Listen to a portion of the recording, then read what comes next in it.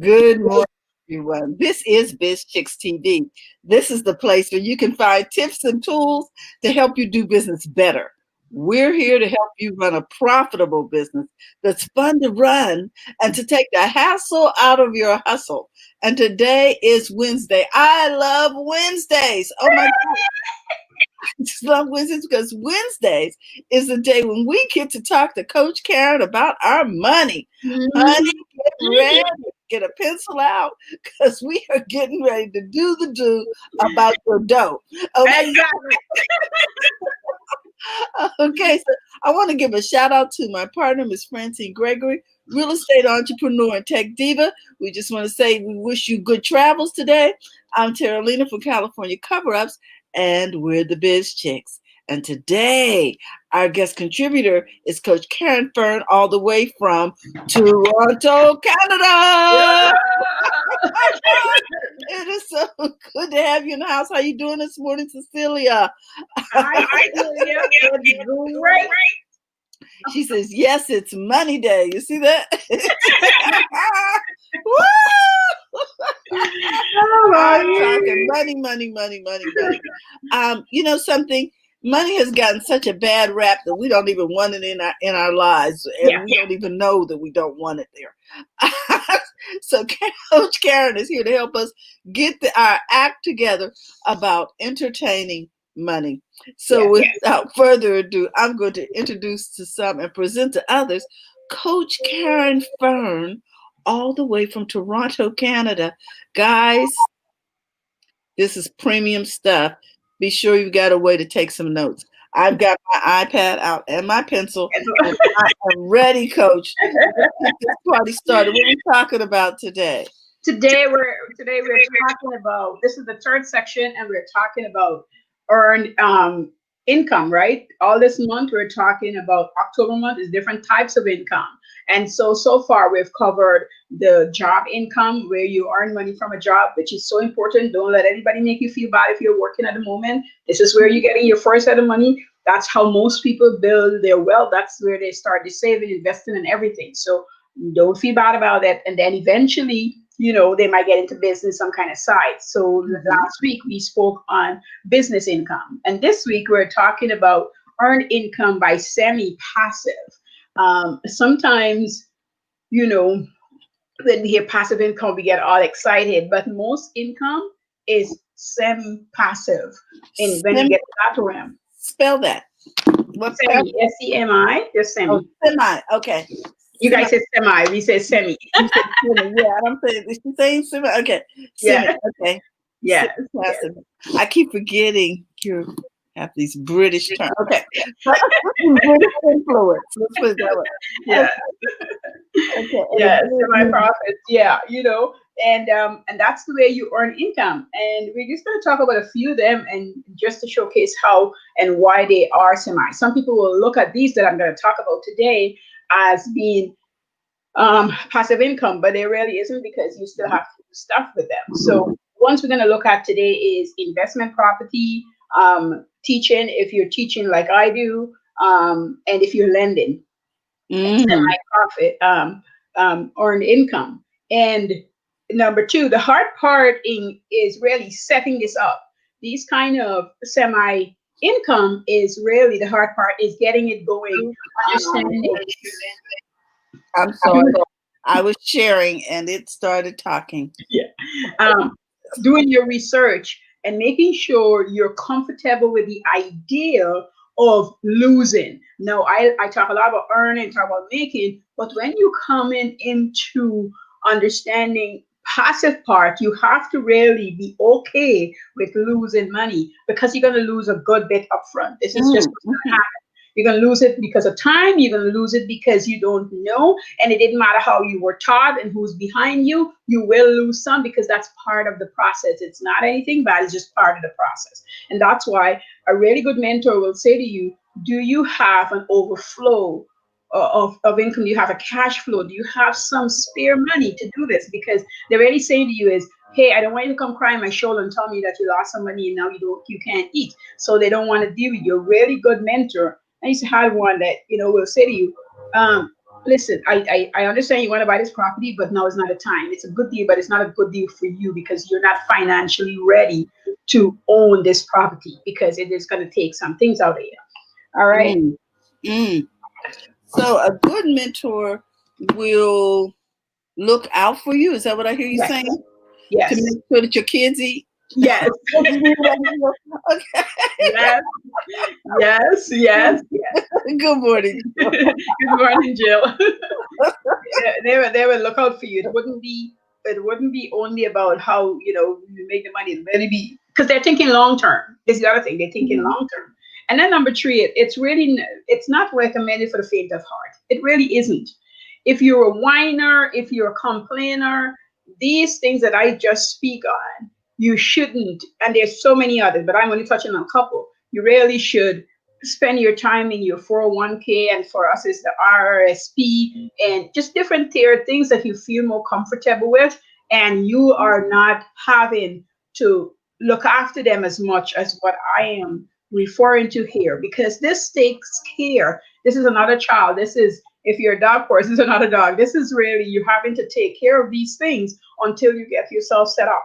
And I've had people ask me, so kind if I get a building manager, somebody who's going to take care of my property, why would I have to do anything? Well, at some point, he has to talk to you. You can't just give it over to the people and say, here you go, do whatever. You still have to be in contact with them. You might have to be in contact with all your tenants, but you do have to talk to them. I used to have a friend who was a property manager. And he says, Karen, I drop clients who have no care for their tenants. I only work with people who want to care for their tenants because then they're good people for me to work with. But when they don't care for their tenants, they're putting me in the middle, and these tenants they're complaining tenants don't pay, but I walk in and see why they don't pay. I walk Yes. in and see what's the problem. And when I tell them, they're like, whose side you're on? I'm paying you. I don't want your money, he would say. He said, Mhm. I let go of quite a few. He said, I don't want your money. You're a horrible landlord.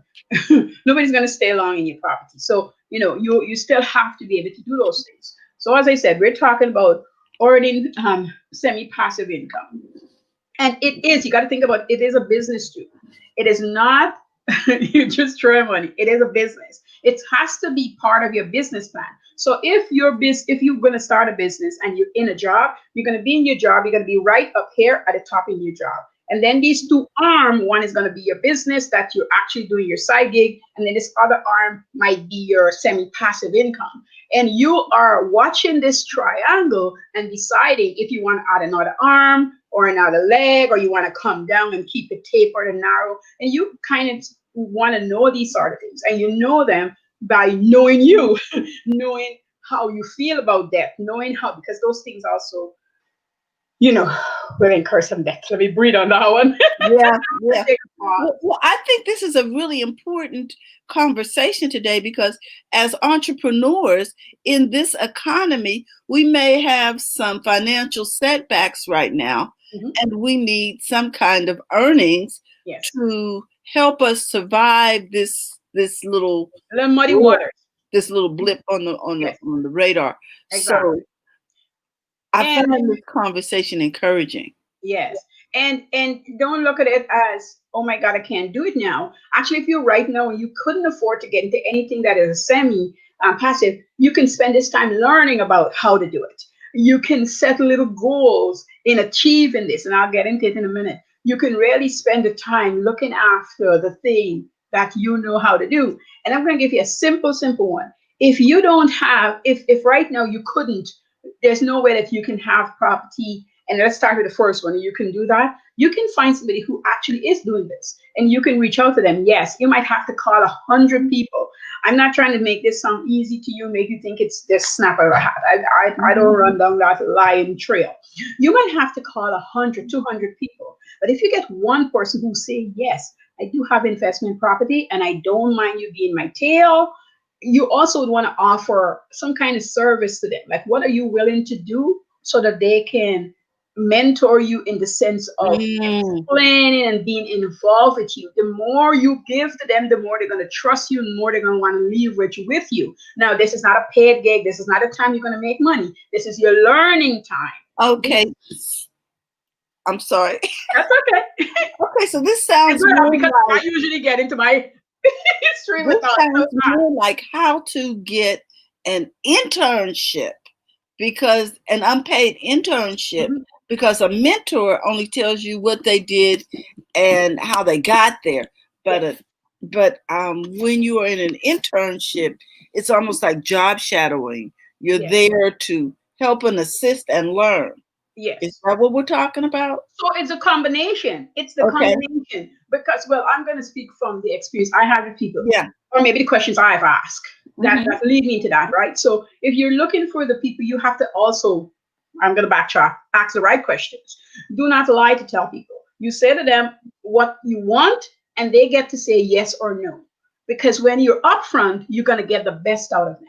If you're saying I want you to only mentor me because I just want to see how this will work out, and if that's true, then that's all you want. But if you want it to eventually evolve into being able to something that you would do eventually, then you want to let them know that. So they'll do both. They'll mentor you, and they'll have you there like an intern where they teach you the ropes. And people have to trust you. So it's about what you're going to give them, and you're going to end up giving them way more than they gave you at first. And it's going to feel like they're not giving you back anything. But trust me, if they give you a few sentences, they've given you way more than you've ever had, because you don't know it. So they've given you. You now have to be able to understand they have given.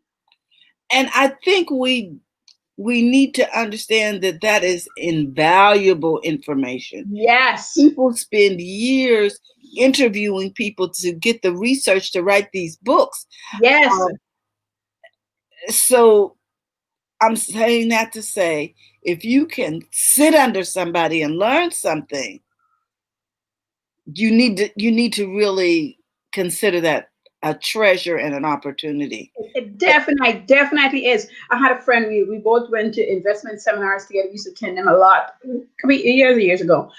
And he used to do construction, and he was so impatient because he wanted to buy his own house and he wanted to flip houses and what have you. And I said to him, so how much money do you have? He goes, well, it really doesn't matter. I said, well, it does. And he said to me, what do you mean? He says, I got my own house. I said, okay, you got your own house, right? Yeah. Does it need repair? Yeah, but why would I waste time on my own house and I got work to do? I'm like, this attitude is not going to help you. I said, and it was him and his wife, and we spent the whole 3-day lunch period, and he explained it to him. And she was so happy that I was telling him, because apparently she was telling him, but he wasn't listening. And I said, here, buddy, I don't care how hard you work. I'm going to be this cold to you right now. I don't care if you work 16 hours. If you truly want to be a flipper and a fixer-upper, you're going to have to spend 2 hours each night fixing maybe just a square in a wall in your house. Because what you are telling yourself at that moment is that I'm willing to go the distance. So every night you come in, you're probably going to have to go in and fix something. But before you start, you're going to have to write your project, a whole list of projects. And then you're going to have to take each project and section it out and understand the costs for the project, the timeline for the project, and ask yourself, am I willing to do the project? Because most people, very few, this is a tiny bit, most people who's flipping house or investing in property, they have to do sweat equity to get to the level where they don't do anymore. Even if they hire somebody to do the big stuff, they're hauling the trash out, or they're helping the guy hold up something that will get them moving forward. Because most people get into this, don't have a big chunk of money waiting at the side for them. This is how they're going to make their money. So I said to him, if you don't do this for yourself, could you imagine when you actually get somebody to help you study under them? You're not going to want to be doing the flunky work, and that's what they're going to give you. They're going to give you all the crappy work to do, because they have to see.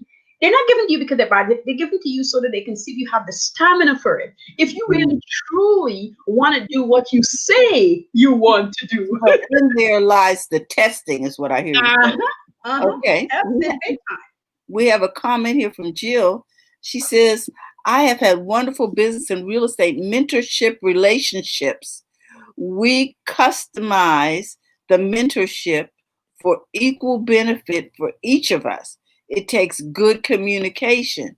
So in other words, everybody is in it because it's about what's in it for me. Yeah, everybody's winning. Establish clearly, like you said, Coach, what's in it for everybody, then everybody has some skin in the game. Right. And and everybody's happy. You Yeah, know, I'm all about happy. but yeah. Okay, for that. I'm all about happy. Yeah. Yeah, you have to customize it. It has to be a win-win. But having said that, there's times when you're in it and you have nothing. This is the other part. I really want to stress this part. It's good when we all come in together and have it equals. But there Mhm. is times when somebody might have more to offer than you can give them.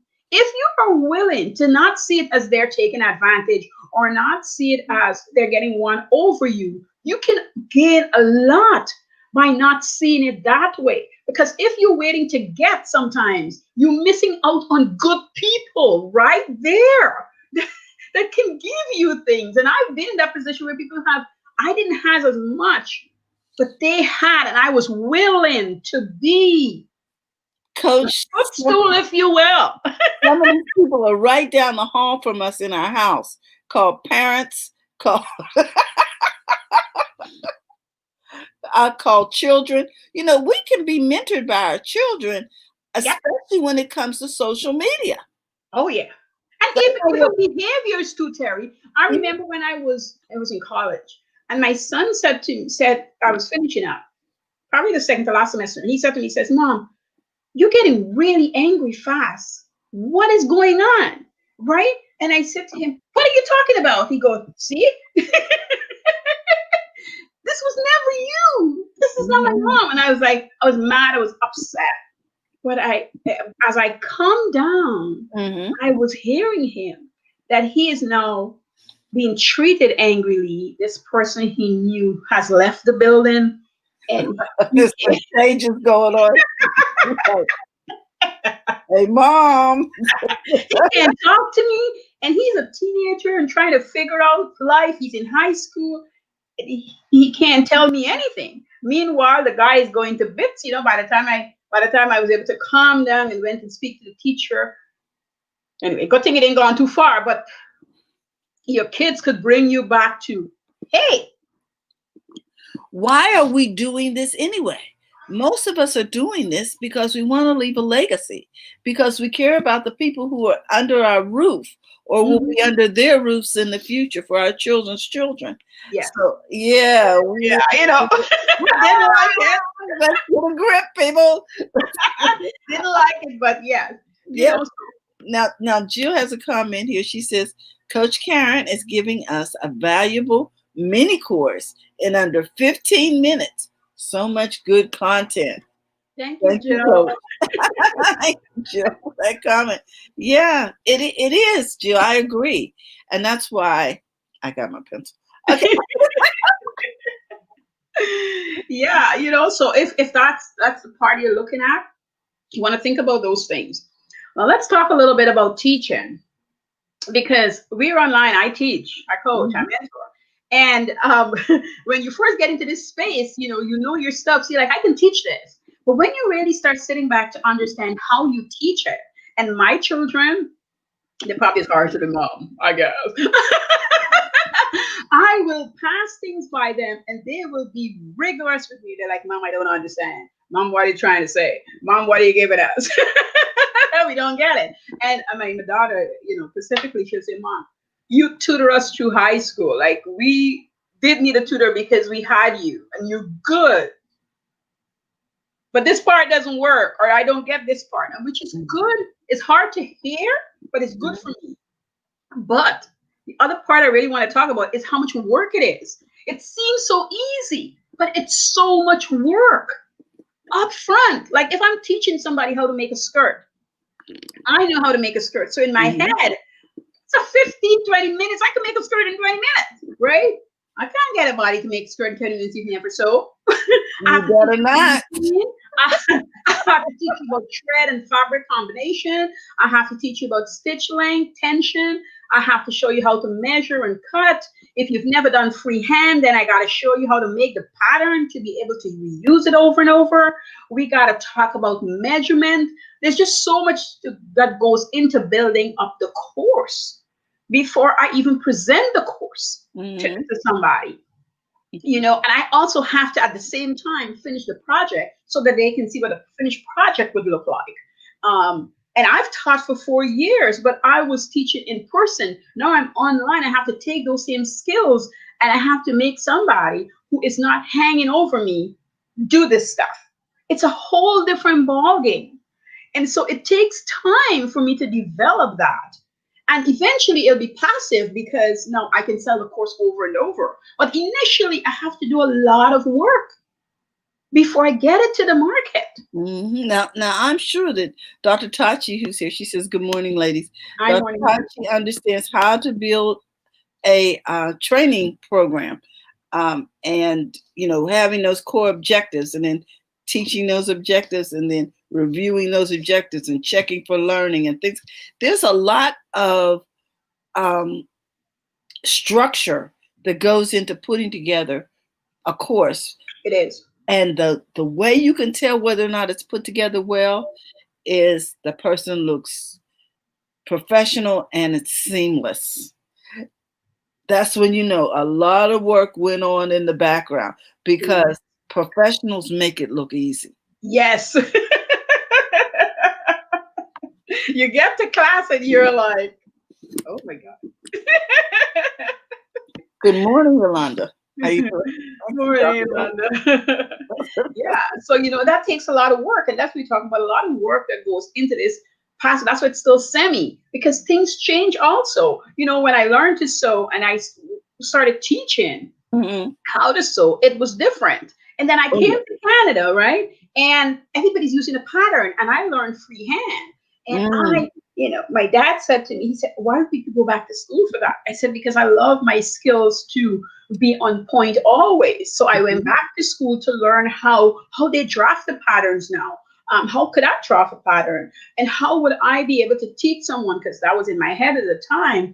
How would I be able to teach in North America? Because there's people who wanted to use pattern, how to adjust the pattern, how to get it fitted. They call it grading. I didn't know those languages. Those words weren't part of my vocabulary, because for us, you measure the person and it didn't matter what style they want. We will make them that dress. And we didn't have to do anything. We could just, it was in our heads. We knew how. We just could do it, right? I didn't know how to explain it. That was the part. And so I went back to school. I'm a believer, if you don't know something and you truly want to learn it, go pay, learn it. Because then you get it from a professional. They know what they're doing. You're not trying to invest in yourself, pay for the knowledge. That person spent years learning that skill, learning that whatever it is that they're teaching, and you get to pay to take a shortcut. Yes, that woman had 25 or 35 years. She was a bridal designer. She was good what she did, and we want to be her, all of us in the class. But she said, "You know how many years it took me to get here?" And we all were like, Don't you just love it when people say, "I just want to do what you do"? Yeah. I've been doing this for 20 some odd years, not to mention the 7 to 8 years in college and high school and and then on the road. They don't know the price of the oil. People pay for the shortcut. Yeah. Britta says, "Good morning, all." Good morning, brother. And then Tachi says it's the same thing in Africa. I guess they do it by sight. And maybe this is why my great-grandfather was a tailor, and my grandmother could go by any window, look at that, and come home and make it. She would make suits, and she would just, Yeah. You just know how to figure it out. You know how to make it work. Exactly. Now, you know. Exactly. And Yolanda, it's my birthday. Hey, it's my birthday. Happy birthday. My birthday's on the 28th. Happy birthday, Yolanda. She says, my store entirely sold out. Yes. I just got a business grant. Ladies, keep inspiring us. All right, Yolanda, we are so happy for you. Woo, woo. That's wonderful, man. Yes, congratulations, Yolanda. Good morning. Yes, it is a good morning, Yolanda. It is. Okay. So we're saying pay to take the shortcut. Yes, it pays off. I don't care. If you didn't do the whole course, you still learn something. You might not even realize it at the moment, but you learn something. You learn something. I'd sewn for years and still I didn't understand how alterations work. And I took a quick, I think it was a 6 weeks alteration course, Mm-hmm. if you will. And I learned so many things that I was amazed that I could sew. And here's why. There's a lot of shortcut. There's a lot of things you do in alterations that you don't do in sewing. That is not necessary. That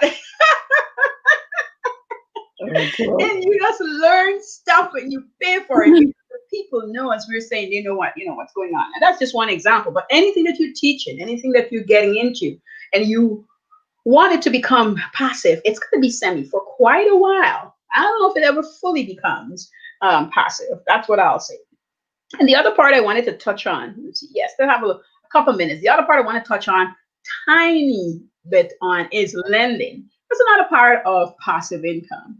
And we never really think of it, but you lend a lot of things. You lend time and you lend money and you lend knowledge. You lend a lot of things, but we don't see it as a way of passive income. Mm-hmm.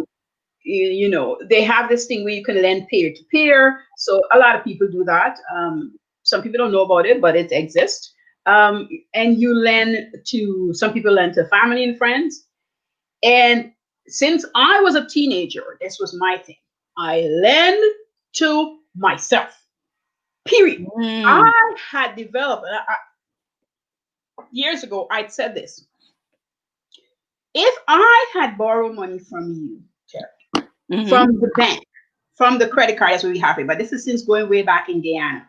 If I borrow money from anybody, they mightn't tell me interest, but they wanted something on it. Okay? That's the interest, right? Mm-hmm. And if I'm going to be willing to pay it back to the card holder, the bank, why wouldn't I want to pay the same thing back to myself?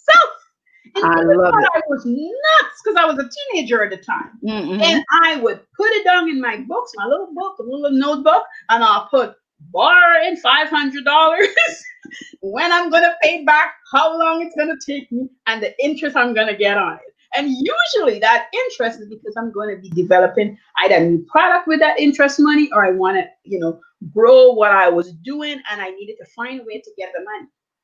And the friend had said to me, she said, "Karen, but the money's coming right back to you would be the point." I said, I would have paid it to somebody else. That's right. So I'm willing to give it to myself. And think about this. See, I always think about it this way. If I had $33 back in the 90s to put into Google at $33 a share and just let it sit there, what would it be worth? $1,500. So that interest is important, people. I just want to say that. Now, Yolanda says it was Biz Chick's episode about information stops fear that reignited me. Well, I'm so glad that we were able to help out. That's why we're here, because we want you to run a profitable business that's fun to run. About it. Yes. Yeah. Yes. Mm-hmm, mm-hmm. Yeah. So lending to yourself is a concept we're seeing a lot on YouTube about a family bank. Is that basically the same concept? Yes, they talk a lot about that. That's why I started Coming up a lot. I'm like, you guys are speaking my language. Mine was very simple, but it's the same concept. It's the same concept, right? And then once I started lending to myself and I realized I could pay me interest, I'll do the same thing with friends around me. They're talking about, I need this money and I'm getting paid in 2 weeks, but I don't have enough. And I'm like, how much do you need? And what are you willing to pay? And they sign a note. And then what do you have? Because I'm always looking at what people have. At the time, again, I was a teenager, so I didn't understand that I could have hold asset for them. But I'm always, what do you have? You have a business, you have this, what are you willing for me to hold? And they'll bring me something to hold that is of more value than the money I'm lending them. They come and pick it up back. I got my interest. I got paid. So not only were you running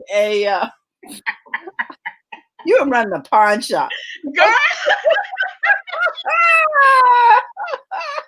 That is hilarious.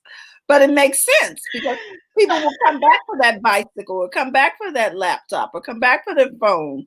You know what I'm saying? It made sense. So that was my semi. That was my because I love, love to got a business that gives me 3 streams of income. People talk about 7 streams of income, but I do love the concept of having one business that pays, that has springs on it. I, Mhm. from the first time I started it, and I recognized how juicy it was. Shall I say? Yeah, because it all started with that orange. So how Right? do you How juicy it was. I'm like, how could I get tree sprang from this concept, this Mhm. snake, so that I'm not running after a whole other bunch and pulling my energy away and distracting me. I want to stay focused and straight. Mhm. I Mhm. also want to get some more things out of it. So today, time is on us. Today we talked about the semi-passive income. And all this month we're talking about the ways we earn income. We talk about the job, we talk about business. Today is semi passive, because and that calls for a lot of work upfront. But the rewards are great. You got to put in the time. There's no shortcut, because you're going to be selling that. You have to go through the processes. And I didn't step on that, but I will next week. Okay. Everything, I'm just going to say this very quickly, everything and anything that can come your way to stop that process will come your way. Just be prepared for You it. need to say that. Girl, please. You're going to have to put some people off the bus. Right away. Oh, my goodness. So we want to thank you, Coach. And I know that you have a program going on right now. Do you want to tell us a little bit about it? Oh, we've got the free membership going on, and it's all about discovering yourself. One of the greatest things you'll ever do is discover who you are. And when you do, you're unstoppable. You understand you. I used to tell people, I used to find that I would work like crazy, but I needed this break where I need to take days off or weeks off. Once I Mhm. understood how I work as a person, then I started to actually just plan for it. I need to do this, and then I need this break. And I would just literally take it. And once I was able to take it, then I'm able to work really well. When I don't take the breaks I need, I don't work well. Don't Oh. work 7 days a week. If you know that you can work 7 days a week, but you need a week off after 6 weeks, then take it. If you know that you need to work 6 or 5 days a week, then do so. Do not try to beat anybody else but yourself. I know how I work. It didn't matter what I think I can achieve. I know who I am. I know how far I can push me. I know I can push me over, but I also understand that I'll have to pay when I push me too far over, because I Mm. can't think clearly anymore. I can't really focus and function to my fullest when I am overburdened. So Oh, my you goodness. gotta discover yourself so you can understand who you are, how you work, and how you're gonna get paid. So where can we find you? Well, On I'm the in Profits and Daily for Entrepreneurs. That's where you get into my group. You click on the cover, and you will be signed up to hop in the membership until the paid ones are out. But right now, this is the part where every time I talk to somebody, I'm realizing how you're much not suffering how, because you can't sell, because you don't know how to market, how it's because you don't understand. elementary we need to make this. How elementary you need to make this. I'm telling you, there are so many people who are coming into business. We've never been in business before. We need some guidance about how does this work? What do I do? How do I let people know what I do? All of these things. And the first thing we need to do is get our money mindset right. You better believe it, because it boils down to that. How you gonna pay the bills, how you gonna invest, how you gonna live nice, how you gonna enjoy. And it's okay to have. It's the other part. It's okay to get off the struggle bus. Thank you. It really is, folks. It's really okay to prosper. Hmm. He desires that you prosper and be in health as your soul prospers. But he says, above all things, I desire that you prosper. So everybody wants you to prosper. And right here at Biz Chicks, we are your coaches and your cheerleaders. We're Yep. rooting for you. So, woo-hoo. So we are excited. And Coach, we just want to thank you today. I also want people to know that if you're looking to become a part of Biz Chicks, let me find my little banner here. Put it up, Terry. Put it up. You can text Biz to 33777 and come on in. The water's great. We love to help one another and encourage one another, and that's what this is all about. So without further ado, we want you to know that tomorrow is Thursday, and we'll be talking about happy, healthy habits with Robin Shimizu and friends.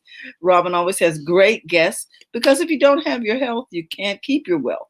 So we want to make sure that you pay attention to that too. You know, there's so many things we don't pay attention to, aren't there, Coach? Especially when we get in business, because we got other things going on. Anyway, that's a rabbit trail. A whole other subject. Okay, and then on Friday we do talk tech and English. So come on in. We'd love to have you be a part of the conversation, and remember to go to the front Of of your own your line. line, and we'll see you tomorrow. Bye-bye.